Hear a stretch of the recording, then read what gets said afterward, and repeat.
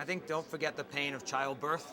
There's that moment where you say, oh, I'm never going to have a child again, and then obviously you forget that. And I think that there's a danger still that some people are kind of hoping that more of what's happening is cyclical than secular, and yet they kind of know deep down that it's not. But there is that concern that as things rise and as some of what they had been doing before looks like it's working again for some companies, I don't think recovery is going to come to all, that they'll fall back on sort of protecting again and reinforcing what had been their traditional legacy business model. And I think it's important that they continue on the path of innovation and change and realize that things are not coming back to what they were, and that even a return to economic stability is not a mandate to go, hold Right, still. and I think that's a great point, and I think just to take it a little bit further, I think that consumers are going to force companies to remember that stuff. I think that's absolutely true. I think there's an awful lot of brands and companies who are sitting out there right now going, oh well, we're basically just waiting for when this economy comes back.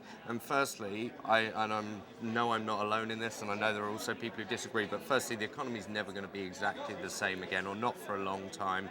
And secondly, I think consumers are going to force people to learn those lessons, because I think they're going to be skeptical about insurance companies. I think they're going to be skeptical about financial companies. And I also think you've got a generation of consumers coming up who are going to ask how that company does business. I certainly hope they are. And they're going to say, you know what, if you're not kind to your workers or the environment, Socially responsible. Yeah, if you're not socially responsible, that basically you're not someone I want to do business with. They've really understood in the last few years their power as consumers, and technology's enabled them to actually kind of implement that or show that power. So I don't think it will be the same again, and therefore I love the idea of don't forget the pain of childbirth, and I also don't think they're going to get the chance to forget how painful it was.